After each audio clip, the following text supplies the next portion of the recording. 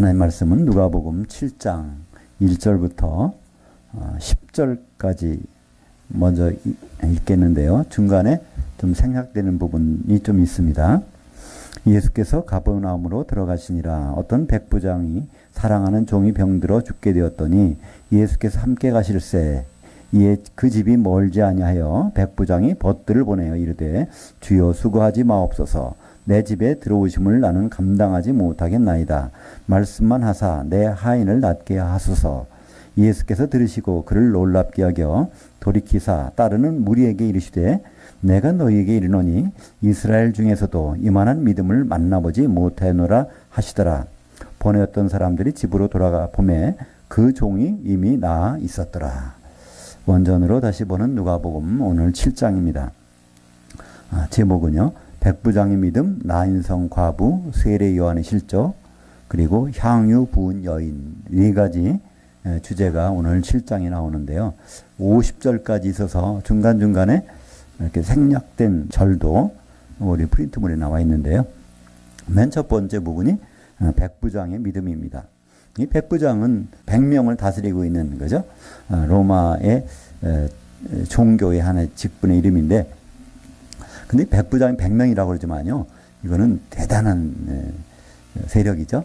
왜냐하면 그 예루살렘에는 천부장이 있었고요. 그 다음에 이제 이스라엘이 이제 헤롯 대왕이 이제 죽으면서 갈라지잖아요.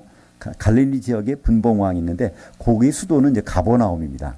이제 가버나움을 중심으로 해서는 로마 군인이 상주하고 있는 게 백부장이 100명의 장교들 데리고 상주하고 있으니까 어떻게 보면 거기에는 갈릴리에서 가장 높다고 할 수 있는 사람이죠. 이 사람은 바로 황제 밑에서 그 지역을 관할하는 사람이니까. 더구나 이 사람은 이방인입니다. 그죠? 근데 이 사람이 자기 사랑하는 종이 있었는데 예수님이 그 근처에 오신 것을 보시고 사람을 보내서 말씀합니다. 그래서 주여 수고하지 마시고, 그러니까 예수님이 그 소식을 들으셨어요. 그죠? 그래서 이제 여기는 생략돼 있지만, 이 백부장이 바로 우리 믿는 사람들 위해서 뭐 회당도 지어주고 많은 좋은 일을 하셨다. 이러면서 이제 백부장이 종이 이게 병들었는데 좀 고쳐주십시오. 이렇게 부탁하라니까 예수님이 이제 거기로 가시는 길이죠. 그 집 쪽으로 가는데 같은 가버나움 시내니까 뭐 멀지는 않았던 것 같아요. 거기에 오신다는 소식을 듣고 백부장이 자기 친구를 보냅니다. 친구를 보내서 자기 얘기를 지금 하고 있는 거예요. 주여 수고하지 마옵소서. 내 집에 들어오심을 나는 감당하지 못하겠나이다. 이게 마태복음에 보면은 이 부분은 백부장이 직접 나가서 하는 것처럼 돼 있어요. 그죠?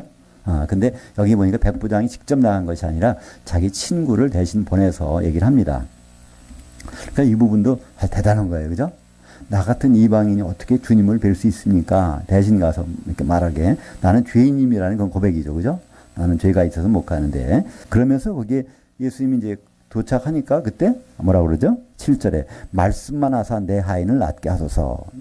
그러니까 우리 집에 들어오기를 내 감당을 못 하겠다는 거예요. 예수님 만날 수 있는 자격이 없습니다. 그러니 그냥 말씀만 하면 된다는 거예요. 자기도 내 윗사람도 있고 밑에 사람이 있는데 부하한테 시키면은 그대로 하게 돼 있다는 겁니다. 그러니까 예수님은 누굴 시킬 수 있는 분이라는 거예요. 뭐를요? 병을 갖다 주고 하는 그 악한 세력, 말하자면 귀신의 사탄 마귀, 그들을 예수님이 명령할 수 있는 분 아닙니까? 그러니까 그를 말씀만 하면 그들이 알아듣고 귀신은 떠나갈 것이고 병은 나을 거 아닙니까?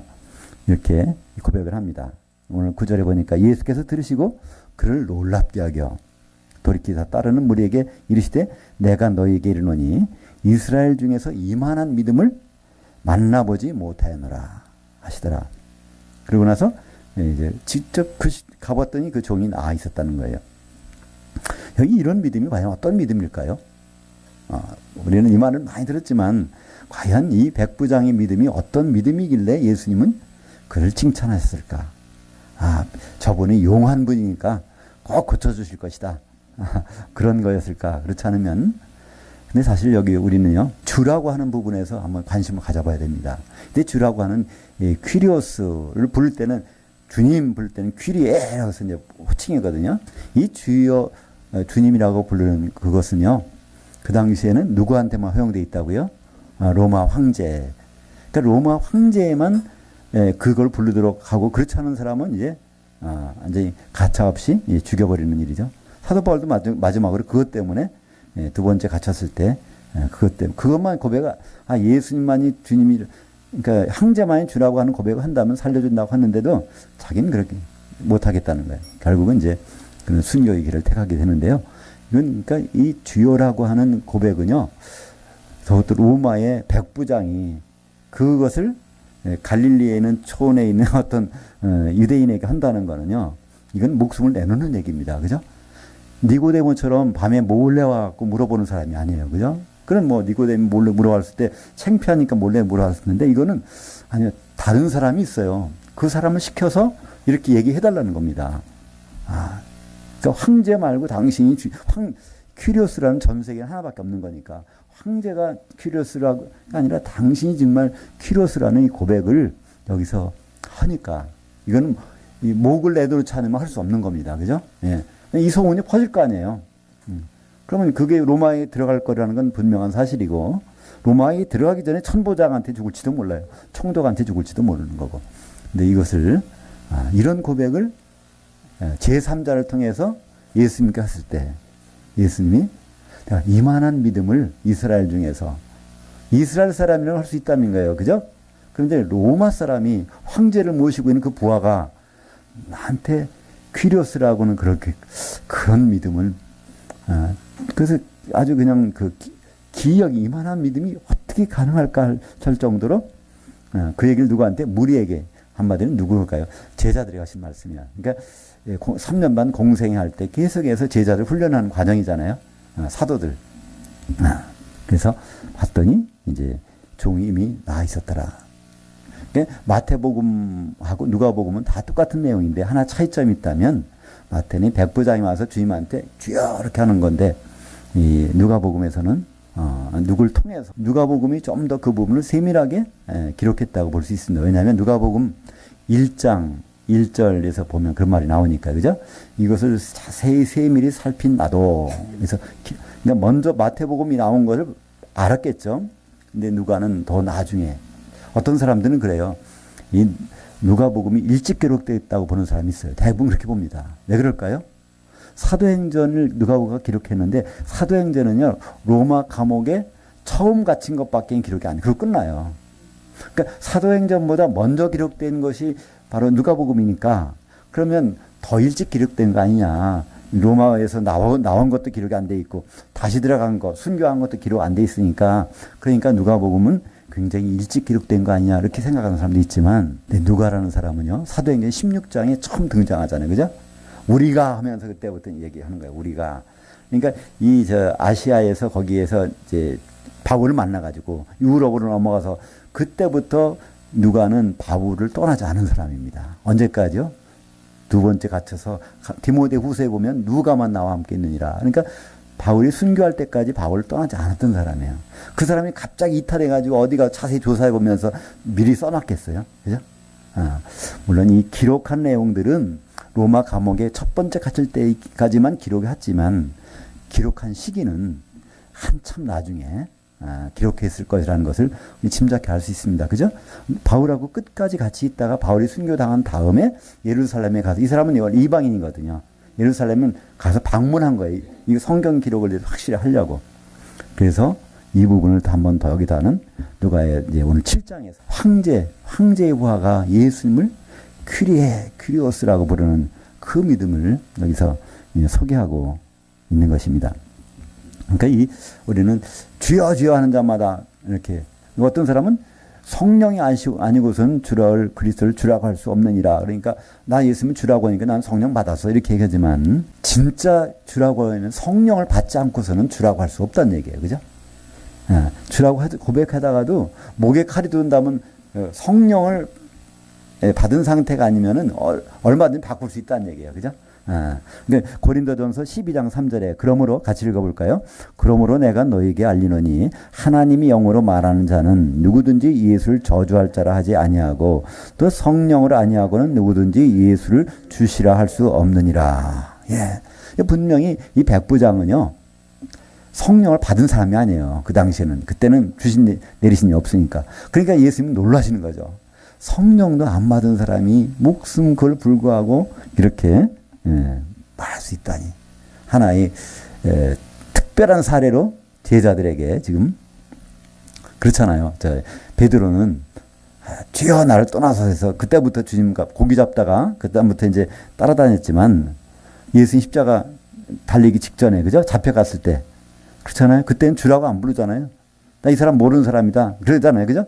그럼 맹세하고 저주하잖아요. 거기서는 큐리오스라는 퀴레 부르잖아요. 그죠? 왜냐하면 그때 베드로는 성령이 임하지 않았어요. 그죠? 한 사람에게도 성령 내리신 일 없더라. 요한복음 7장 39절에 그죠? 예수께서 영광을 받지 아니하셨으므로 그래서 죽으시고 부활하신 다음에 그분을 보내주시는 그것은 오순절 때 처음으로 베드로에게 사도들에게 성령이 내렸거든요. 그래서 성령이 아니하고는 아무든지 예수를 주라고 하실 수 없느니라. 이것은 진정으로 주라고 그렇게 부를 수 있으려면 성령이 임한 사람, 성령 세례 가운데 있는 사람만이 가능하다는 것이죠. 오늘 이제 두 번째 주제입니다. 나인성의 과부인데요. 한번 같이 읽어보겠습니다. 11절부터 15절까지. 그 후에 예수께서 나인이란 성으로 가실새 그의 제자들과 많은 무리가 동행하더니 성문에 가까이 이르실 때 사람들이 한 죽은 자를 메고 나오니 이는 한 어머니의 독자요 그의 어머니는 과부라. 그 성에 많은 사람도 그와 함께 나오거늘 주께서 과부를 돌보시고 불쌍히 여기사 울지 말라 하시고 가까이 가서 그 관에 손을 대시니 맨 자들이 서는지라. 예수께서 이르시되 청년아 내가 네게 말하노니 일어나라 하시매 죽었던 자가 일어나 앉고 말도 하거늘 예수께서 그를 어머니에게 주시니. 그래서 이제 일단 여기서 끊었는데요. 여기는 나인성으로 가서 또 예수님이 벌이시는 사건인데요. 이 나인성이라는 곳은 이제 이스라엘의 가장 북쪽으로 올라가면 거기 헤르몬산이 있습니다. 거기 바로 이제 산깃을 지금 우리나라 한반도로 말하면 백두산 그 부분에 뭐 중강진이나 뭐가 있겠죠. 그 근처까지 가서 거기서 이 사건을 벌이십니다. 그러니까 우리가 지금 생각해 보면 예수님이 일부러 그러실 것 같아요. 그죠? 아 저기 가면 그 나인성인데 그 과부가 그 죽게 돼. 거기 가서 지금 일어나는 일을 누구한테 보여주려고요? 사람들에게 특별히 제자들에게 그죠? 이제 거기까지 가셔서 독자가 있는데 이 독자라는 뜻이 여기 예수님 독생자라는 뜻이에요. 모노게네스. 모노게네스가 죽었다 살아나는 사건이어서 벌어지는데 그 어머니는 과부고 이 과부라는 사람과 또 독자라는 관계. 이게 과부는 사실 성경에서 과부라는 것이 많이 등장하는데요. 누가 과부라고 그러죠? 궁극적으로? 네, 우리가 과부거든요. 그죠? 그리고 예수님은 또 이분은 독생자, 모노게네스였죠. 근데 그분은 죽었다가 살아나셔야 된다는 것을 이제 말씀하시죠. 죽은 자 가운데서 마다들로 부활하사는 말을 성경에서 이제 3번 나오는데요. 여기서는 그것을 미리 이런 사건을 통해서 보여주십니다. 그러니까 성경에 나오는 모든 것들은요, 실제 있었던 일이에요. 그죠? 그걸 가지고 다른 일을 설명하려고 계속 하시는데, 누가는 이것을 거기까지 가서 그걸 다 조사해 본 것 같아요. 그죠? 누가는 이방인데, 유대인도 아닌데, 이스라엘 땅에 와서 그 헤르몬산 산기세에 있는 나인성까지 가서 다 조사해 본 것 같아요. 거기서 이 사건을 여기다가 적어 놓은 것입니다. 한마디로 무슨 말이죠? 죽은 자가 그냥 끝난다는 거야. 아니에요. 그죠? 죽은 자도 예수님이 음성을 바라시면 들을 수 있다는 거예요. 그죠? 사실 죽었잖아요. 죽었는데 예수님이 일어나라니까 그걸 듣고 일어나는 거예요. 우리도 그런 경험을, 비슷한 경험을 해보는데요. 어떤 분들이 되게 이렇게 돌아가실 때 있어요. 돌아가시는 그 순간에는 귀가 굉장히 밝아진대요. 그때 가서 옆에서 물만 하면요. 이렇게 알아듣는 것처럼 이렇게 표시를 하세요. 저희 장모님도 한 거의 3년 동안 이게 의식이 없이 이제 병상에 있다가 돌아가셨는데 마지막 순간에는 이렇게 다 들리시는 것 같더라고요. 그래서 안색이 이제 편안해지면서 이렇게 가셨는데 이런 일이 실제적으로 죽은 사람한테 말하는데 그 사람이 듣고 일어나는 거. 근데 그 예수님은 요한복음에서도 말씀하십니다. 요한복음 5장 25절 하반절에 죽은 자들이 하나님의 아들의 음성을 들을 때가 오나니 곧 이때라 듣는 자는 살아나리라. 요한복음 5장 24절, 22절, 24절은요. 바로 그 그리스도의 심판대를 설명하는 겁니다. 그래서 다 그 심판을 받게 되는데 부활해서 영생의 부활로, 그렇지 않으면 심판의 부활로 나오리라는 말씀이 나와요. 요한복음 5장 이제 22절부터 24절까지는 그리스도의 심판대에 된 그 말씀이거든요. 그때 물론 영생이라는 것은 영은 한 시대입니다. 1000년 동안에 예수님과 더불어 가는 그 삶으로 가는 사람, 그게 영생이고요. 또 그 심판은 1000년 동안 있는 것, 그것은 이제 지옥에 떨어지는 것이죠. 그것을 말씀하고 있고요. 사실 우리는요, 귀가 밝아야 돼요. 죽으셔도 밝아야 돼. 그러면, 그렇지 않으면 큰일 나요. 그죠? 그게 어디 나오냐면요. 데살로니가전서 4장 16절에 17절이라고 되어 있는데 4장 16절입니다. 4장 16절에 보면 이렇게 뭐가 나오죠? 예수님이 오시는데, 그죠? 4장 16절. 주께서 천사장의 호령과 하나님의 나팔로, 그죠? 하나님의 나팔로 오시는데, 주님의 신분을 세 가지로 얘기해요. 주님도 있고, 여기 하나님도 있고, 천사장 있고, 셋이 오는 것이 아니라, 바로 주님이 오시긴 오시는데, 천사장의 신분으로 오신다는 거예요. 왜 그럴까요? 모든 천사를 데리고 와야 되니까. 그죠? 그러니까 그게 어디 나오죠? 마태복음 25장이 나오죠? 인자가 모든 천사와 더불어서 올 때, 그때 이제 심판하는 장면을, 염소에서 양들을 골라는, 그때 이제 거기에 모든 천사를 데리고 오시겠다. 25장 아마 31절일 거예요, 마태복음. 그때 모든 천사를 데리고 오려면 그분은 천사장이 신분이어야 돼. 그죠? 그래서 천사장으로 소개하고, 그리고, 하나님의, 나팔로, 하나님, 그 나팔로 이제 오시는데, 그때, 원래, 천사장의 소리라고 되어 있는데, 원래 음성이에요. 원래는 음성이란 단어예요. 천사장으로서 음성을 말할 때, 그때 그 얘기를 듣는 사람들은 다 살아나겠죠. 우리 예수 믿는 사람들은, 그때 죽었어도, 그때는 우리는 들을 수 있을 것입니다.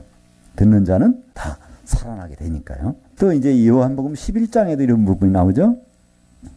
이 말씀하시고 큰 소리로 죽은 지 지금 4일이 지났는데 나가서 나사로야 나오라. 그럼 나사로가 듣고 일어나요. 그죠? 딴 사람 말 같은 그게 안 되는데 예수님은 그게 가능하다는 거예요. 그럼 오늘 나인성에 가서 이것을 보여주고 그걸 누가 보고 제자들이 지금 보는 거예요. 그죠? 이 장면을. 그 다음에 오늘 이제 세 번째 주제로 넘어갑니다. 이것은 이제 세례 요한이 어떻게 하다가 이렇게까지, 이런 지경에까지 빠졌을까. 19장, 19절, 누가복음 7장 19절부터 22절까지 중간에 생략된 부분이 있는데요. 읽겠습니다. 세례 요한이 그의 제자 중 둘을 주께 보내 이르되 오실 그이가 당신이 오이니까 우리가 다른 일을 기다리오리까 하라 하매 예수께서 대답하여 이르시되 너희가 가서 보고 들은 것을 세례 요한에게 알리되 맹인들이 보며 못 걷는 사람들이 걸으며 나병 환자들이 깨끗함을 받으며 귀 먹은 사람들이 들으며 죽은 자들이 살아나며 가난한 자들에게 복음이 전파된다 하라. 지금 이 세례 요한은 지금 두 제자를 불러서 이들 시켜서 지금 물어보라고 한 거예요. 왜 물어보라고 할까요? 자기는 움직일 수가 없어요. 감옥에 갇혔으니까. 근데 감옥에 갇혔으면 이때가쯤 되면 그분이 와서 나를 꺼내주든가 어떤 변화가 일어나야 될 텐데 아니 도무지 아무런 변화가 안 일어나니까 그때 이제 물어보라는 거죠. 정말 오실 그 그리스도 맞아요? 여기서 물어보는 거죠. 근데 그리스도가 맞느냐 물어보는 것은요. 어떤 그리스도일까요? 이 세례 요한은 나름대로 왕이신 그리스도를 착각한 거예요. 그죠? 예수님은. 그러니까 그리스도라는 것은 기름 부음을 받았다는 뜻이죠. 크리오에서 크리스토스에서 기름 부음을 받았다는 뜻이니까 선지자, 제사장, 왕. 그러니까 기름 부음은요. 이 세 부류에만 기름 부음을 부게 되어 있습니다. 그래서 이 세례 요한은 알기는 알았는데 기름 부음을 받는다는 것은 근데 아마 이 왕으로 알았던 것 같아요. 그러면 여기 내가 이 갈릴리 지역의 분봉왕한테 조금 잘못했다고 해도 당신이 왕이 진짜 왕이라면 나를 감옥에서 당장 꺼내줄 거 아닌가? 그렇게 생각해 봤는데 그게 아니니까 다른 왕을 기다려야 되나요? 다른 그리스도를 기다려야 되나요? 이렇게 물어보니까 예수님은 거기서 직접적 대답은 안 하시고 내가 무슨 일을 했는지를 한번 말하는 거예요. 이게 하나님만이 하실 수 있는 일이 나오잖아요. 그죠? 제일 첫 번째, 맹인이 본다는 거예요. 맹인이 보는, 요즘에는 뭐 수술해갖고 보는 일도 있겠죠. 그죠? 그게 있겠지만은, 예수님 당시만 해도, 맹인이, 날 때부터 맹인이, 어떤 일, 특별한 일에 해서 눈을 뜨는 사건은 없었던 것 같아요. 그죠? 성경에 나오니까, 그죠? 요한복음 9장 32절에 창세 이후로 맹인으로 난 자의 눈을 뜨게 했다함을 듣지 못하였으니 이 사람이 하나님께로부터 오지 아니하였으면 아무 일도 할 수 없느니라. 그러니까 이런 생각은 유대인들에게는 다 있단 말이에요. 그러니까 세례요한 제자들도 맹인은 또 이건 하나님께로 오신 분만이 할 수 있는 일인데, 그러니까 있으면 그래 내가 그리스도고 내가 하나님께로 왔다 이 얘기를 안 하시고 맨 첫 번째 맹인이 보는 일이 벌어지지 않았느냐. 그건 세례요한도 알 테니까. 못 걷는 사람이 걸으며 나병 환자들이 깨끗함을 받으며 귀 먹은 사람들이 들으며 죽은 자들이 살아나며 가난한 자들에게 복음이 전파된다 하라. 그러니까 하나님께서만 하시는 일들이 벌어졌는데 네가 누굴 기다렸냐 이런 얘기를 여기서 예수님은 하고 있습니다. 23절부터 30절까지 여기도 중간에 생략된 부분이 있습니다. 같이 읽겠습니다. 누구든지 나로 말미암아 실족하지 아니하는 자는 복이 있도다 하시니라. 28절 내가 너에게 말하노니 여자가 낳은 자 중에 요한보다 큰 자가 없도다. 그러나 하나님 나라에서는 극히 작은 자라도 그보다 크니라 하시니 모든 백성과 세리들은 이미 요한의 세례를 받은지라. 이 말씀을 듣고 하나님은 의롭다되 바리새인과 율법교사들은 그의 세례를 받지 아니하므로 그들 자신을 위한 하나님의 뜻을 저버리니라. 그러니까 나로 말미암아 실족하지 아니하는 자는 복이 있다. 나를 잘못 생각하고 있다가 저렇게 시험 당하면은 이게 복이 없다는 거예요. 이게 누가 한 말일까요? 이 세례요한이 지금 복에서 떨어져 나갔다는 얘기죠, 그죠? 지금 세례요한의 얘기죠. 나로 말미암아 실족해 버렸으니까 이 사람은 복이 있지 않게 그런 상황으로 지금 전개가 되는 거죠. 그러면서 이 세례요한을 다시 한번 예수님이 소개하시죠. 마태복음에 있는 대로 여자가 낳은 자들 중에 요한보다 큰 자가 없도다. 세례요한보다. 그러니까 세례요한이 가장 크다는 거예요. 누구보다? 모든 선지자보다. 세례요한은 선지자니까. 그러니까 다니엘, 그죠? 다니엘도 선지자고 또 누가 선지자죠? 이사야도 선지자고. 사실은 모든 사람들이 성경에 기록된 하나님의 사람들이 선지자입니다. 선지자라는 뜻은 하나님의 속마음을 사진 찍어서 보내주는 사람이니까 심지어는 모세도 사실은 선지자예요. 그죠? 신명기 18장 15절과 18절에 보면 내가 너와 같은 선지자를 이스라엘 백성 중에서 세워줄 텐데 이스라엘 백성들은 그의 말을 들어야 할지니라. 그러니까 예수님 선지자 사역을 미리 모세를 통해서 보여줬다는 것을 말씀하셨는데요. 그래서 이 모든 선지자가 있지만 그러나 세례요한이 가장 크다는 거예요. 왜 그럴까요? 선지자는 결국 하는 일은 예수 그리스도를 소개하는 일이에요. 근데 세례요한은 직접 실물을 소개한 사람이기 때문에 이보다 더 큰 선지자는 없다는 거죠. 그래서 가장 큰 선지자. 근데 실물을 보고 나서도 이 사람이 참 실족하게 되는 것이죠. 하나님 나라에서는 극히 작은 자라도 저보다 크니라. 그러니까 하나님 나라는 누가 들어오죠? 거듭난 사람, 그죠? 요한복음 3장 5절에 물과 성령으로 거듭나지 아니하면 그게 성령이 아니고 물로 그리고 영으로 난 사람. 물로만 나서는 어머니 뱃속에 양수가 터져 나온 사람 물로 난 사람이고 그리고 죽었던 영이 이렇게 살아나는 그것이 이제 그런 사람만이 하나님 나라에 들어갈 수 있다는 거죠. 그러니까 마태복음에서는 뭐라고 표현하죠? 영으로 가난한 자, 영이 배고픈 자가 복이 있나니 천국이 저희 것이며, 그죠? 영이 살아났어. 갓난 애가 나오듯이. 그러니까 젖을 빨고 싶다는 거예요. 생명의 젖을. 영의 말씀을 듣고 싶어 하는 자. 근데 이 세례요한은 거기에 관심이 없었던 것 같아요. 이 세상에 이게 독립되는 것, 거기에 관심을 갖고 있는. 그래서 하나님 나라에서는 극히 작은 자라도 그보다 크니라. 근데 이제 그래서 사실은 이 세례요한을 보고 사람들은 이제 와서 세례요한의 말을 듣습니다. 그래서 세례를 받아요. 근데 거기서 안 받은 사람이 있어요. 누가 그렇죠? 바리새인들과 율법사들은요, 세례를 안 받았어요. 근데 이 세례를 받고 안 받고가 무슨 차이가 있을까요? 근데 보통 세례를 받으면 죄가 사해진다고요? 하지만 세례를 받는 순간에 죄가 없어지는 건 아니에요. 생각을 바꾸게 되는 거죠. 그러다 보니까 죄를 해결할 방법의 길을 찾아가는 거죠. 그죠? 예. 세례라는 건 원래는 우리말 번역이 세례라고 그러니까 하나의 의식인데 사실 세례라는 것은 잠긴다는 단어입니다. 그래서 이것을 세례라는 말을 헬라어로는 밥티스마라고 그래요. 밥티스마는요, 물속에 그냥 잠수하는 거예요. 그러니까 성령에 잠수하거나 물에 잠기거나 이런 것을 밥티스마. 그게 동사로 사용되면요, 밥티조라는 동사는 밥티조예요. 밥티조는 두 가지 뜻이 있습니다. 씻는다는 것도 밥티조, 잠기는 것도 밥티조예요. 그러나 명사가 될 때는요, 이게 달라져요. 밥티스마는 잠기는 거, 밥티스무스는 씻는 거. 그래서 히브리서에 보면요, 6장에 그런 말 나오죠. 우리가 버려야 할 것들이 있는데 세례들 버리라고 돼 있죠. 네, 거기서 그건 세례들이라고 번역하면 안 되고요.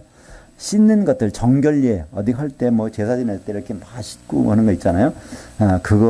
그것만 하지 말라는 거예요. 그거 했으면 바로 성소에 들어가지고 지성소에 들어갈 준비해야지 바깥에 물도봉에서 맨날 그것만 씻고 있느냐 이 얘기를 하는 거거든요. 그때 거기서 세례들이라고 번역했는데 그것은 씻는 것들 이게 밥티스모스라고 돼 있단 말이에요. 단어가. 네, 밥티스마가 되면 이거는 잠겨버린 거예요. 이게 잠겨버린 거, 성령에 잠기는 거. 근데 성령에 이 물에 왜 잠기라고 하셨는지를 세례요한은 설명들을 하고 있었어요. 왜냐하면 그것이 요한복음 1장 31절에 나옵니다. 그러니까 하나님이 이렇게 말씀하셨어요. 너 세례를 줘. 세례요한한테. 물에다가 잠겨버려 사람들을. 그러면 언젠가는 그걸 네가 하는 동안에 어떤 사람에게는 바로 성령이 임하는 장면이 나올 거야. 그분이 바로 성령이 잠기게 하는 분이라는 것을 세상에 드러나기 위해서 너는 물로 잠기게 하라는 거예요. 그러니까 세례요한은 그 직분을 받았다는 거예요.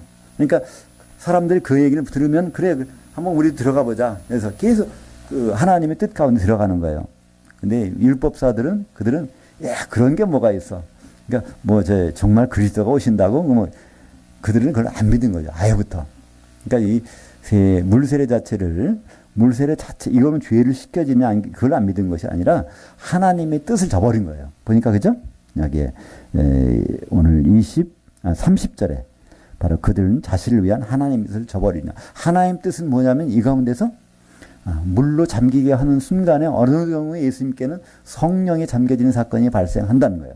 그때 이분이 성령이 잠겨지게 하는 분이라는 것을 세상에 드러내려고 그러는데 여기에 하나님 뜻을 이들은 멸시하는 거예요. 오히려 죄인들과 세리들만 거기에 참석을 하게 됩니다. 사실은 세례요한도 저차도 이것을 무시했잖아요. 그러니까 예수님이 물속에 들어갔다 나오는데 성령이 임했어요. 그럼 자기 임무가 끝났잖아요.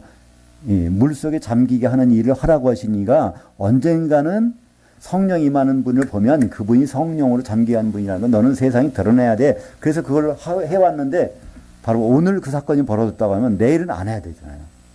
만약에 내일 그 일을 하고 있다면 무슨 일이 벌어질까요? 아직도 성령으로 세례 주는 분이 안 왔나 봐, 사람들이.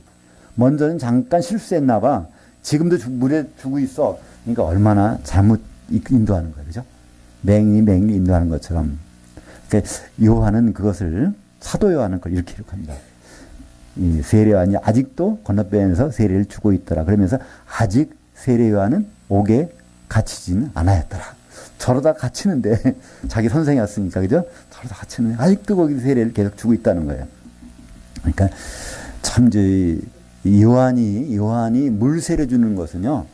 결국은 뭐라고요? 성령 세례를 강조하기 위해서 성령 세례를 주는 분은 따로 있다는 것을. 그리고 우리는 물 세례를 받으면 안 되고 성령 세례를 받아야 된다는 것. 이것을 계속 하기 위해서 요한이라는 사람들을 세워놨고 또 그 모든 일을 벌어졌고 예수님도 그 말씀 계속 하셨는데 그럼 지금 2000년이 지난 지금도 보세요. 그죠?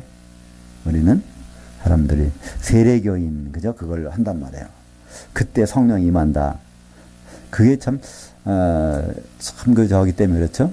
요한복음 3장 5절이 번역이 잘못돼서 물과 성령으로 거듭나지 아니하면 하나님 나라에 들어갈 수 없느니라. 그러니까 그리고 바람이 임의로 불매 어디서 와서 어디로 가는지 알지 못하나니 성령으로 난 사람 다 이러하니라. 그러니까 다 이제 그것 때문에 물 세례를 받는 순간에 성령을 받게 된다는 것으로 인식이 돼서 잘못하고 있는데 예수님은 그렇지 않았단 말이에요. 요한은 물로 잠기겠지만 너희는 몇 날에서 성령에 잠기리라. 그래서 성령으로 계속 말씀하셨고 오순절날 성령이 내려서 먼저 아침에는 누가요? 12 사도들이 사도들이 성령이 잠겨서 한 몸이 됐고 저녁에는 베드로의 말을 사도의 말을 들은 사람들이 또 3천 명의 성령이 잠겼단 말이죠. 그래서 성령에 잠기는 것 그것이 성경에는 계속 우리에게 주신 말씀인데 우리는 그것을 별로 개인적으로 성령 하나씩 들고 다니는 것 몸에 품고 다니는 내가 성전이다 이렇게 우리는 생각을 해버린단 말이죠. 세례 요한이 하는 일과 거기서 오해가 불거져부터 지금 우리의 각자 성령은 각자의 심령 속에 내가 주님을 모시고 사는 것으로 이게 이제 바뀌어져 버리는 것이죠. 그래서 고린도전서 3장 16절에 보면 바로 너희가 하나님의 성전인 것과 하나님의 성령이 너희 안에 계시는 것을 알지 못하느냐? 그때 너희를 우리는 어떻게 너라는 것을 단어를 바꿔서 사용한단 말이에요. 아, 내가 하나님의 성전이고 바로 내가 하나님의 성령이 내 속에 계셔. 분명히 너희가 하나님의 한 성전 단수예요. 너희가 하나님의 하나의 성전을 이루고 성전이라는 건 뭘까요? 하나님의 주소지예요. 그죠? 하나님의 안식처예요. 하나님이 계시는 곳이에요. 그리고 바로 너희 안에 하나님이 성령이 계시는 걸 알지 못하느냐? 이 얘기를 근데 사실은 이것을 증언한 사람도 물 세례를 주면서 성령으로 임하신 분, 이분이 성령으로 세례 주는 분이라고 한 사람도 까맣게 아 당신 그 그리스도 맞아요? 이렇게 할 정도니 그때 거기 있던 사람들이 안 믿은 건 너무나 지금도 믿기 어려운 것은 참 사실이죠. 그러니까 우리는 예수님을 착각을 해요. 예수님이 2000년 오셨는데 하나님이시기 때문에 능력을 행했다 그래요. 그죠? 그렇게 생각한단 말이에요. 하나님 죽은 자 살리는 거 뭐 그거 대단해요. 하나님이신데. 그죠? 뭐 몇 개 40일 금식했다고 뭐가 배고파 하나님이신데. 하나님이신데 이렇게 생각하는데요. 예수님은 100% 사람으로 오셨습니다. 100% 사람 오셨어요. 그럼 그에서 나타나는 그 능력은 다 어떻게 나타나느냐? 예, 그것을 베드로가 간증합니다. 어디 가서요? 예, 고넬료 집에 가서 설교 시간에 하는 말이에요. 그죠? 그것이 사도행전 10장 38절 볼까요? 한번 베드로가 뭐라고 설교하는지. 하나님이 나사렛 예수에게 성령과 능력을 기름 붓듯 하였음에 그가 두루다니시며 선한 일을 행하시고 마귀에게 흔들린 모든 사람을 고치셨으니 이는 하나님이 함께 하셨습니다. 여기 이제 하나님의 성령으로 함께 하셨습니다. 그런 뜻이죠. 그러니까 나사렛 예수라는 것은 하나의 인간을 설명하는 거예요. 고넬료 집에 가서 로마 사람들한테 아 나사렛에서 한 사람이 나셨는데 이분이 사람이야. 순수한 거기 출신. 근데 그분이 해서 하신 것은 바로 그분이 성령이 그분 임했기 때문에 하신 거라는 거죠. 그죠? 예수님을 비하하자는 얘기는 아닙니다.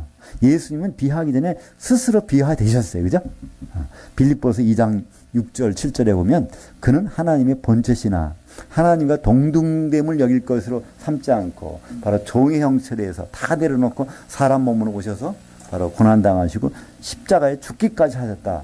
그것은 그건 완전히 순수한 인간의 모습으로 오셨었다는 것을. 그러나 지금 예수님은 순수한 사람이 아니십니다. 하나님과 사람이시죠. 그죠? 완전히 하나님으로 복귀하신 사람이세요. 그래서 이제 인자라는 말로 이렇게 하나님이시면서 사람이 되었다가 다시 하나님으로 복귀하신 분. 그래서 예수님 직접 하신 말씀 사도행전 1장 5절 볼까요? 요한은 물로 세례를 베풀었으나 너희는 몇 날이 못되어 성령으로 세례를 받으리라 하셨느니라. 그러니까 성령 세례가 얼마나 예수님이 우리에게 말씀하고 싶은 것인지. 물론 이건 사도들에게 주신 말씀이에요. 그죠? 그러니까 성령 세례는요, 한마디로 사도가 없는 곳에서 나타나지 않아요. 가만히, 빌립이 사마리아 성에 갔는데 사람들 다 예수 믿었잖아요. 한 사람에게도 성령이 안 내렸잖아요. 그러니까 사도들이 가서 그 사마리아 성에 가서 안수하니까 사도거든요. 성령이 내렸단 말이에요. 그죠? 그리고 오순절날 성도 3,000명에게도 누가? 베드로가 사도로서 얘기하니까 그 말을 받아들이는 사람, 억셉트하는 사람들이 성령이 임했어요. 그리고 사마리아 성에서도 사도 요한과 베드로가 가서 사도가 빌립이 가서는 아무것도 빌립은 성령 충만한 사람이었어요. 그죠? 7사람 중 하나니까. 근데 가서 해도 아무도 성령 경험도 못했어요. 사도. 그리고 물론 사도행전 9장에 보면 사도 바울은 뭐 직접 예수님이 직접 나타나셔서 아나니아를 통해서 이제 그건 예수님이 직접 관여하신 거죠. 10장에 보면 고넬료 이방인 집에서도 베드로가 가서 사도가 가서 설교하니까 거기에서 성령이 임하잖아요. 나중에 에베소 교회 보면 19장에 보면 에베소 거기 교인들이에요. 성도들이 있단 말이에요. 그죠? 근데 바울이 가보니까 먼저 누가 목회자였어요? 아볼로가 목회자인데 아볼로를 살짝 고린도로 보내놓고 그때 이제 거기 가서 너희가 믿을 때 성령 받았느냐? 우리는 요한의 세례밖에 물에 잠겨지는 것밖에 모르는데요. 그랬더니 바로 성령 세례에 대해서 말씀하시고 사도가 그 말을 하고 하니까 그들이 다 성령이 거기 임하는 장면. 그러니까 사도를 통하지 않고서는 성령 받는 방법은 없습니다. 하나님은 사도를 통해서만 나타납니다. 사도행 16장도 그렇죠? 거기에 보면 그 간수에게, 그러니까 간수가 자결하려고 그러죠. 감옥에 사도 바울하고 신라가 매 실컷 맞고서 감옥에 갇혔는데 그 지진이 나가지고 나가니까 간수가 죽이려고 자기가 자살하려고 그래요. 그때 당시는 간수는 자기가 지키는 사람이 도망가면요 그 사람이 죄를 자기가 뒤집어 쓰게 돼 있어요. 어차피 죽을 거 그러니까 자기는 내 손에 죽겠다고 자결하려고 그러니까 바울이 거기서 잠깐 우리 여기 있다 그러는 거예요. 그죠? 그러니까 그 사람이 그걸 믿게 되고 그러니까 거기에 바로 성령이 임해 거기에 세례를 받으면 원래 문장은요 잠겨짐에 그러니까 바울이 그렇게 한 동안 그들이 잠겨진 거예요. 갑자기 물 떠다놓고 온 것이 아니에요. 그때는 세례라는 거는 항상 흐르는 물이 가야 돼요. 거기 어디 강가에 갑자기 갈 일도 없고 바다에 갈 일도 없는 거예요. 그죠? 거기에서 바울이 그렇게 말씀을 탁 전하니까 그 사람들이 이렇게 성령이 잠겨졌다는 거예요. 거기는 세례를 받았다고 돼 있어요. 우리말은. 그러니까 물 갖다 놓고 세례식 했나? 이렇게 돼 있지만 세례 잠겨짐에 이렇게 번역이 되는 부분입니다. 어디나 사도를 통하지 않고서는 성령이 내리는 법이 없어요. 지금은 어떻게 될까요? 그러니까 사도들이 준 이 신약 성경을 근거하지 않고는요 성령을 어디가 어떤 훌륭한 집회 거기 가서 가면 성령 다 받는데 거기 쫓아가서 그거는 좀 성경적이 아니에요. 그러니까 그죠? 그냥 어떤 뭐 능력 있는 분한테 가서 받는다? 그것도 그건 성경적이 아니에요. 그분이 정말 이 사도들의 말을 가지고 그대로 한다면 당연히 성령이 임하게 되겠죠. 사도행전 2장 41절 그 말을 받아들인 사람들은 세례를 받으며 이날에 신도의 수가 3천이나 더하더라. 이게 이제 오순절날 그날 같은 날이에요. 같은 날 저녁 때 사도로 베드로가 설교를 했잖아요. 설교를 했더니 그때 사람들이 세례를 받으며 우리말 번역은 바로 베드로가 설교를 하니까 사람들이 감동받고 그래요. 줄 쭉 서가지고 나 여기 세례 좀 해주세요. 이렇게 한 것처럼 느껴지잖아요. 근데 3천 명이 이렇게 나래비 서가지고 할 수 있겠어요? 그리고 여기 단어가 세례를 받으며가 아니라 잠겨짐에 그 말씀을 보니까 받아들이는 사람들 그 말씀을 베드로의 설교를 받아들이는 사람들 그때 예루살렘에 모인 사람들이 수십만 명 모인다고 그래요. 명절 때는 가야 되니까. 그 중에서 사실은 3천 명은 많은 숫자가 아니에요. 거기 군데군데 있겠죠. 군데군데 있는 사람들이 성령이 임한 거예요. 그 사람들이 숫자가 3천 명이나 더하더라. 에베소서 4장 3절 평안에 매는 줄로 성령이 하나 되게 하신 것을 힘써 지키라. 주도 한 분이시요 믿음도 하나요 세례도 하나요. 그러니까 세례는요 지금 세례는 하나밖에 없습니다. 원래는 둘이 남았어요. 그죠? 성령 세례 아니면 불 세례. 그죠? 아니 물 세례는 요한의 세례였고 그건 끝났고 앞으로 남은 것은 이제 성령 세례하고 불 세례 남았는데 이제 마태복음 3장 3절 이하에 나오죠. 그죠? 마태복음 거기 보면 세례 요한이 하는 말이에요. 나는 물로 세례 베풀지만 내 뒤에 오시는 나는 그분이 너무 신들매 풀기도 난 감당 못하는데 그분은 물이 아니라 성령으로 성령과 불로 세례 줄 뿐이다. 그래서 설명이 나와요. 뒤에 알곡은 곡간에 쭉정이는 불에. 그래서 바로 그 세례를 종류를 거기서 설명합니다. 그죠? 알곡 신자들을 있는 그런 성령에다가 그다음 곡간이니까 불에 그것을 불에 잠기게. 그러니까 그것을 잠기게 하려니까 그게 불 받아야 되는 거예요. 그죠? 그러니까 지옥하면 어떤 갇혀 있는 장소잖아요. 근데 바다 하면은 그거는 거기에 잠겨 버리는 거예요. 그러니까 불세례식을 거기서 하는 거죠. 불세례식은 깊은 불 섞인 유리바다. 요한복음 요한계시록 15장 2절에 나온 불 섞인 유리바다. 그 속에 잠겨지게 되는 것. 31절부터 35절까지 같이 읽어보죠. 또 이르시되 이 시대의 사람들을 무엇으로 비유할까? 무엇과 같은가? 비유하건대 아이들이 장터에 앉아 서로 불러 이르되 우리가 너희를 향하여 피리를 불어도 너희가 춤추지 않고 우리가 곡하여도 너희가 울지 아니하였다 함과 같도다. 세례요한이 와서 떡도 먹지 아니하며 포도주도 마시지 아니하며 너희 말이 귀신 들렸다 하더니 인자는 와서 먹고 마시매 너희 말이 보라 먹기를 탐하고 포도주를 즐기는 사람이요 세리들과 죄인들의 친구로다 하니 지혜는 자기의 모든 자녀들로 인하여 옳다함을 얻었느니라. 네, 여기 보니까 그때도 그렇고 지금도 이렇게 우리가 예수 믿는 사람들에 대해서 관심이 없단 말이에요. 거기 이제 어린아이들이 장난한 놀이하는 걸 가지고 했던 거예요. 그죠? 결혼놀이 또는 장례식 놀이 이걸 하는데 거기에서 서로 같이 어울려줘야 되는데 애들 같으면 그렇게 한다는 건데 사람들은 그렇지 않다는 거예요. 저건 니들 뭐 하는 거야? 이렇게 한다는 그와 똑같은 상황이 벌어졌다는 거죠. 세례 요한이 그렇게 해도 너희들은 별로 관심이 없었는데 이게 바리새인들과 이제 율법사들 얘기겠죠. 또 내가 하니까 오히려 이렇게 트집을 잡는다는 거죠. 이 현상만 보고. 근데 인자가 그렇게 하는 것에 너희들은 알아주지 못하는데 지혜는 옳다함을 얻었느니라. 뭐 때문에 자기의 모든 자녀들로 인하여. 이때 지혜는요. 이건 누굴 가리킬까요? 예? 네, 주님을 가리킵니다. 물론 지혜란 단어, 소피아란 단어는요. 이거는 이제 여성 명사예요. 근데 바로 예수님의 그러니까 이걸 인격화시키면 예수님을 설명하는 것이죠. 이 지혜라는 원래 말은요. 호크마라고 그래서 그 히브리 말로는요. 이건 듣는 마음이라고 하나님께 잘 듣는 거예요. 그게 가장 지혜로운 거예요. 그죠? 솔로몬이 그거를 가장 최고의 지혜를 얻었지만 결국 그는 하나님 말씀을 나중에 안 들었어요. 자기 식대로 해버리다가 나중에 망한 사람이죠. 그죠? 지혜는. 그러니까 하나님 말씀을 가장 잘 듣는 분이 누굴까? 예수님이세요. 그러니까 예수님, 거기 이 말이 그 말이에요. 지혜는 자기의 모든 자녀들로 인하여 옳다함을 얻었느냐. 이게 과거입니다. 수동 과거예요. 이게 이미 그랬다는 거예요. 누구한테? 하나님께 이미 인정받았다는 거예요. 지혜는 예수님은 하나님께 인정받았다는 거예요. 어떻게 해서? 자기 모든 자녀들. 여기서 이 모든 자녀들이라는 말이 무엇일까? 좀 궁금하시죠? 이것에 대한 병행 구절이 있습니다. 마태복음을 보면 그게 무슨 말인지 알 수 있어요. 인자는 와서 먹고 마시매 말하기를 보라 먹기를 탐하고 포도주를 즐기는 사람이요 세리들과 죄인들이 친구로다. 여기까지 똑같아요. 하니 지혜는 자기의 행한 일들로 인하여 옳다함을 얻었느니라.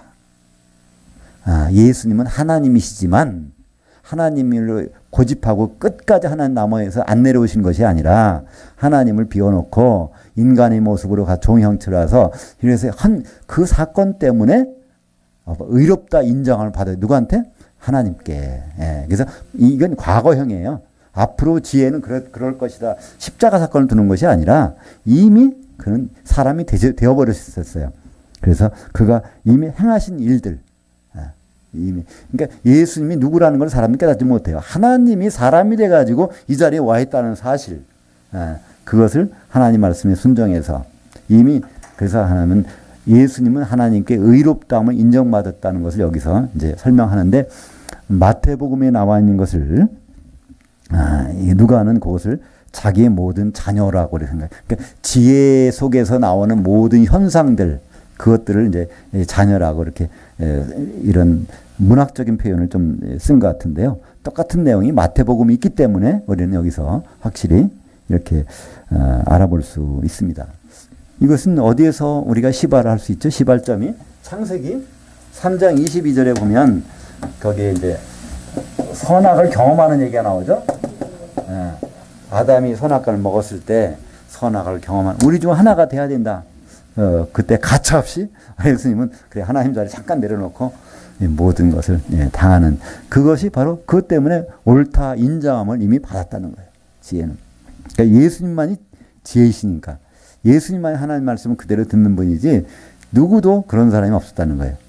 바로 고린도전서 1장 24절 오직 부르심을 받은 자들에게는 유대인이나 헬라인이나 그리스도는 하나님의 능력이요 하나님의 지혜니라. 예수님은 하나님의 지혜입니다. 하나님 말씀을 그대로 들었고 그대로 그것을 행함으로 나타내서 사람으로 되셨고 사람으로 활동하시고 있는 분. 그래서 하나님께 의롭다고 인정받으신 분. 그분의 의로 우리는 구원을 얻은 거예요. 그죠? 우리가 예수를 믿어서 의로워지는 것이 아니라 예수님의 믿음을 우리가 소유하는 거예요. 그분이 이뤄놓은 것을 우리는 그냥 사용만 한 거예요. 우리가 빌립보서 2장 6절 우리가 잘 아는 내용인데요. 이것이 예수님이 바로 어떤 일을 하셨는가에 대해 구체적으로 설명하는 것 다시 한번 보겠습니다. 같이 읽죠. 그는 근본 하나님의 본체시나 하나님과 동등됨을 취할 것으로 여기지 아니하시고 오히려 자기를 비워 종의 형체를 가지사 사람들과 같이 되셨고 사람의 모양으로 나타나사 자기를 낮추시고 죽기까지 복종하셨으니 이분이 그래서 지혜를 이렇게 드러낸 분이에요. 하나님 안에서 인정받으신 분. 그래서 이게 신학적으로는 사람들이 많이 이런 얘기를 합니다. 예수님은 하나님이시고 사람이신데 반은 하나님이고 반은 사람이었다. 또 사람이지만 그런 능력을 하나님 능력을 좀 갖고 다니셨다. 뭐 여러 가지 견해가 많아요. 근데 예수님은 활동하실 때는 순전히 사람으로 오셔서 활동하셨고 지금은 완전히 하나님의 신분을 회복하신 상태에서 기다리고 계시고 그리고 그러니까 사람과 하나님 두 가지를 가지고 분명히 오실 분입니다. 그때 한 가지 신분이 더 늘어요. 그죠? 천사장이라는 신분을 같이 모든 천사를 데리고 와야 되니까 천사장의 신분이 하나 들어갑니다. 37절부터 마지막 50절까지 같이 읽겠습니다. 그 동네에 죄 있는 한 여자가 있어 예수께서 바리새인의 집에 앉아 계심을 알고 향유 담은 옥합을 가지고 와서 예수의 뒤에 서서 그 발에 입 맞추고 향유를 부으니 예수를 청한 바리새인이 그것을 보고 이 사람이 만일 선지자라면 그 여자가 죄인 줄 알았으리라 하거늘 이러므로 내가 너에게 말하노니 그녀의 많은 죄가 사해졌도다. 이녀는 그녀의 사랑함이 많음이라 사함을 받은 일이 적은 자는 적게 사랑하느니라. 이에 여자에게 이르시되 내 죄 사함을 받았느니라 하시니 함께 앉아 있는 자들이 속으로 말하되 이가 누구에게 죄도 사하는가 하더라. 예수께서 여자에게 이르시되 내 믿음이 너를 구원하였으니 평안히 가라 하시니라. 이 성경에 보면 예수님께 옥합을 깨트려서 향유를 부은 사건이 두 종류가 나옵니다. 오늘 이제 누가복음에 나오는 요거는 누군지 이름이 안 나오는 거예요. 근데 사람들은 이것을 막달라 마리아라고 생각을 합니다. 왜냐하면 이제 다음 8장에서 막달라 마리아라는 이름이 나오거든요. 그러니까 이게 이 여인이 막달라 마리아가 아닌가 추측을 하는 것인데 그것은 어디까지나 추측이지 이 여인의 이름은 안 나옵니다. 근데 이제 이걸 가지고 찬송가 만든 곡이 있어요. 그죠? 찬송가 211장. 값비싼 향유를 주께 드리면서 막 달라. 근데 진짜 이름이 나오는 사람은 누구죠? 베다니 마리아. 이 베다니 마리아는 실명이 나옵니다. 그리고 그거는 완전히 달라요. 막달라 마리아는요. 막달라는 갈릴리 지역에 있는 동네 이름이에요. 우리 보면 전주댁, 춘천댁 하는 듯이 막달레 거기는 여자라는 거예요. 그죠? 거기 출신. 그리고 베단이라는 것은 더 남쪽에 예루살렘 옆 동네에 있는 그 베단이라는 동네. 그러니까 완전히 거리도 떨어져 있고 시기적으로도요. 요거는 초기고 베다니 마리아 그때 등장한 것은 바로 6월절 십자가 달리시기 바로 엿새 전날에 봐서 닷새 전날 기름 부어서 6월절 양으로 준비하는 마지막에. 그러니까 시기도 다르고 사람도 다르고 또 장소도 다르고 그런 사건이 여기서 일어났습니다. 이것은 그러니까 저 갈릴리 지역에서 일어난 사건이야. 베다니에서 일어난 사건이 아닙니다. 그 발에 입 맞추겠는데 근데 이거는 똑같아요. 자기 집이 아니야. 예수님 어느 집에 가서 있다는 걸 소식을 알고 거기까지 여자가 옥합을 가지고 와서 거기서 예수님께 이렇게 붓는 장면이야. 봐가지고 그것만 같아요. 다른 집에 가서. 그러니까 자기 집에 찾아왔으니까 손님 대접하려고 한 것이 아니라 어디 왔다는 소식을 듣고 일부러 가서 이제 붓는 거예요. 그랬더니 거기 바리새인이 뭐라고 그러죠? 그 집주인이 이분이 정말 선지자라면 이 여자가 누구라는 거 알 텐데 죄 많이 짓는 아마 신분이 그 몸을 파는 여자인지도 모르겠어요. 죄를 진 그때 당시 여자의 죄인이라면 창녀, 남자 죄인은 세리 이 두 가지 신분을 이렇게 보통 나타냈으니까. 근데 이 바로 선지자라면 이 여자가 누군지를 알 텐데 왜 그걸 가까이? 그러니까 죄인과 가까이 한다는 것은 이게 죄거든요. 사실은 죄와 더불어서. 그랬더니 여기서 예수님 뭐라고 그러죠? 질문을 합니다. 그 시몬에게 집주인에게 어떤 사람이 탕감을 많이 받은 사람하고 적게 받은 사람인데 누가 더 그 탕감해 준 사람을 사랑하겠느냐 그랬더니 여기서 많이 받은 사람이 더 사랑하겠죠. 그런 거예요. 그러면서 이 여자가 그렇다는 거예요. 이 여자가 그러니까 사함을 받은 일이 적은 자는 적게 사랑하느니라. 한마디로 이 여자는 너무나 사랑을 하고 있어. 그러니까 다 죄를 탕감받아서 죄가 그냥 다 씻어졌다는 얘기, 없어졌어요. 근데 그렇다는 얘기는 지금 이 바리새인은 예수님을 사랑하지 않아. 사랑하지 않다는 얘기는 뭘까요? 죄 사함을 안 받아. 죄가 그대로 있다는 얘기예요. 네가 죄 사함을 받았다고 그러면 나를 사랑할 텐데 넌 나에게 발 씻을 물도 안 갖다 주고 난 뭘도 난 대접을 이렇게 불러다 놓고 아무것도 안 하잖아. 너는 나를 사랑하지 않잖아. 사랑하지 않는다는 것은 너는 죄 사함을 못 받았기 때문에 그래. 너는 여전히 죄인이야. 이 여자는 죄가 없어. 다 깨끗해졌기 때문에. 근데 너는 나를 사랑하지 않는 걸 보면 죄 씻음 받은 게 없구나. 너는 엄청난 죄인이야. 이것을 상대적으로 그래서 말씀해 주고 있는 것이죠. 그러니까 여기서 우리는 이것을 우리에게도 적용해 볼 수 있어요. 우리가 정말 주님을 사랑하는가? 그러면 우리가 많은 죄를 용서받았다는 증거예요. 그죠? 근데 우리가 주님을 조금 사랑하는가? 그러면 여기 나오는 이 바리새인, 그 시몬 사람처럼 죄가 많이 남아 있다는 거예요. 그죠? 아직 죄 사함 못 받은 부분이 많으니까 주님을 사랑하는 게 조금밖에 사랑하지 않는다는 거예요. 그러니까 이 주님에 대한 사랑의 부분, 그 크기는 죄 사함과 같은 비례한다는 것을 여기서 말씀하고 있습니다. 특별히 왜 누가는 이 사건의 기록을 여기다가 놨을까? 누가복음에는요 베다니 마리아의 기록이 없습니다. 왜 기록 안 했을까요? 그것은 너무나 선명하게 있어요. 마태복음에도 있고 마가복음에도 있고 요한복음에도 있으니까 누가는 그걸 중복 기자 안 하겠다는 거예요. 근데 갈릴리에서 있었던 이 여자 바로 이 죄사함과 사랑과의 관계를 설명해 준 이것을 여기다가 예수님이 죄사함을 해주신 분이라는 것을 누가는 여기서 설명하고 싶었던 것 같습니다. 그러니까 베다니 마리아의 그 사건 한번 돌아가 볼까요? 그 6월절 때 맞춰서 요한복음 12장 1절 6월절 엿새 전에 예수께서 베다니에 이르시니 거기서 예수를 위하여 잔치할세 마리아는 지극히 비싼 향유와 곧 순전한 라드 한 근을 가져다가 예수의 발에 붓고 자기 머리털로 그 발을 닦으니 향유 냄새가 가득하더라.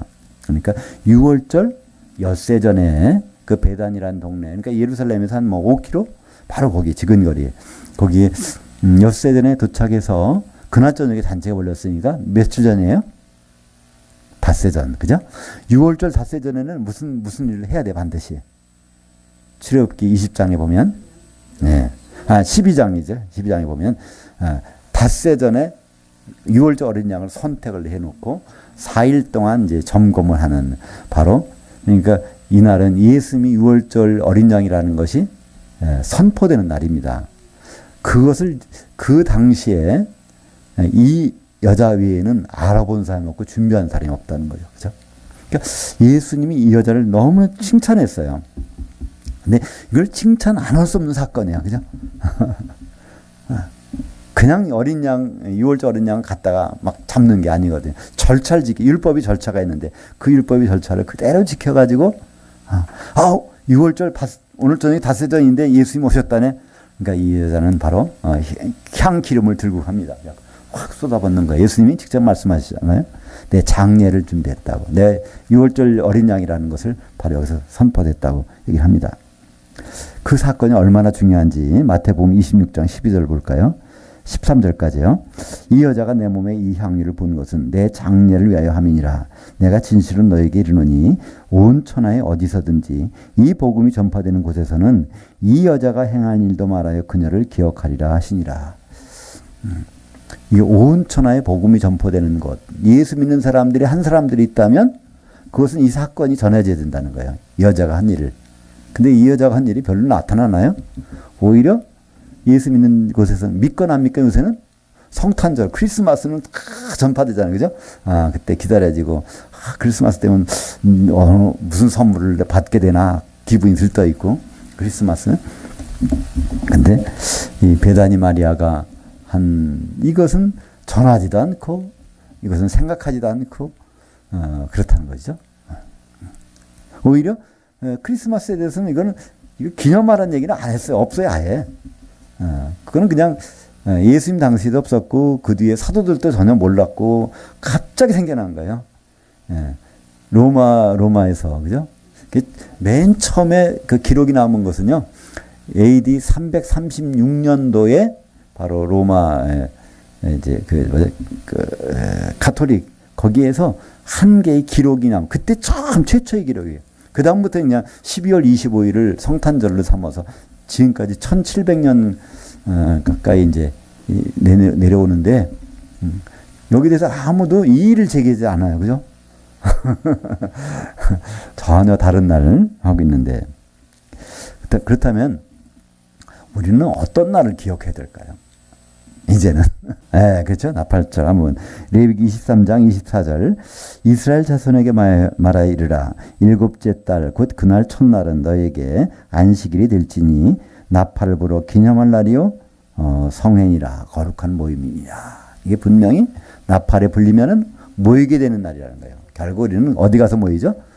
공중에서 그죠? 공중에서 모이는 이것을 이제 나팔절. 오순절 다음에는 바로 다음 절기 나팔절. 오순절 성령이 마셨으니까 그 다음 절기는 나팔절이니까 이 나팔절에 대해서는 관심 안 갖고 우리는 계속 크리스마스에 대해서 관심을 갖게 되는 것. 참 누가 그것을 이렇게 조정하고 있는지 우리는 좀 알 수 있을 것 같아요. 그죠? 그 나팔절이 들어오면은 그 순간에 마귀는 어디 간다는 거는 분명히 기록되어 있으니까. 그죠? 요한계시록 20장 1절부터 3절까지 보면 그 마귀가 이거 안 읽어봤겠어요? 다 읽어봤지, 그죠? 그러니까 그것을 지연시킨 유일한 방법은 다른 데 초점을 맞추고 거기에 집중하게, 그죠?